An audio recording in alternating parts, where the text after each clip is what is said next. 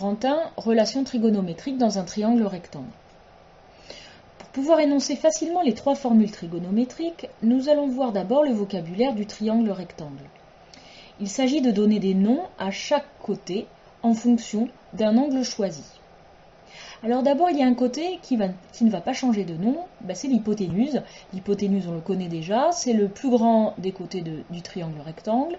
C'est aussi le côté qui est en face de l'angle droit. Je vais le noter H. Ensuite, nous avons deux autres côtés.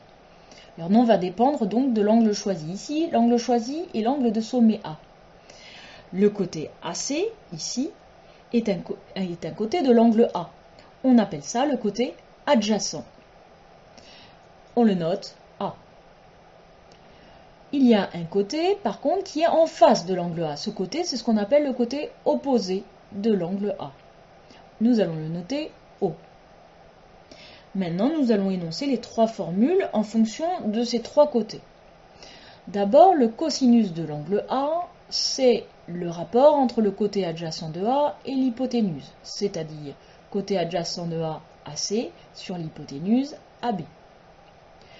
Le sinus de A, c'est le rapport entre le côté opposé de A et l'hypoténuse. Ici, le côté opposé de A, c'est CB, sur l'hypoténuse, AB.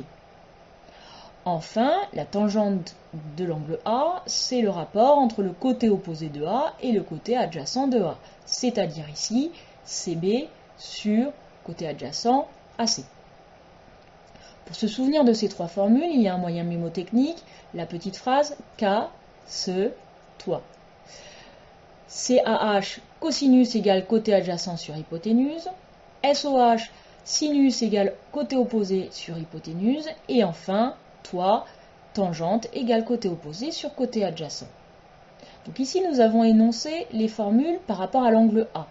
Mais nous pouvons aussi les énoncer à partir de l'angle B. Pour cela, nous allons donner les noms par rapport à l'angle B, le nom des côtés.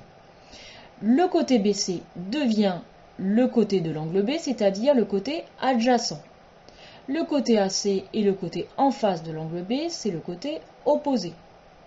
Du coup, je peux appliquer les formules. Donc, cosinus de l'angle B, c'est le côté adjacent de B sur hypoténuse, c'est-à-dire CB sur AB.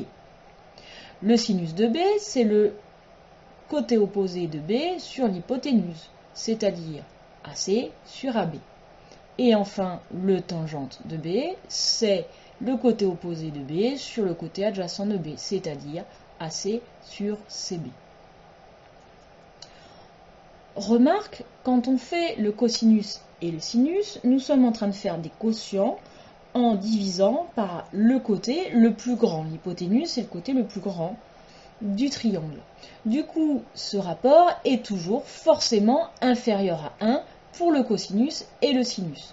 Donc remarque, le cosinus et le sinus d'un angle aigu sont toujours inférieurs à 1. Par contre, le tangente est le rapport entre le côté opposé et le côté adjacent. Des fois, le côté opposé sera plus grand, donc ce sera supérieur à 1, et des fois, ce sera le côté adjacent qui sera le plus grand, et donc le tangente sera inférieur à 1. Donc le tangente n'est pas toujours inférieur à 1. Voilà, c'est terminé.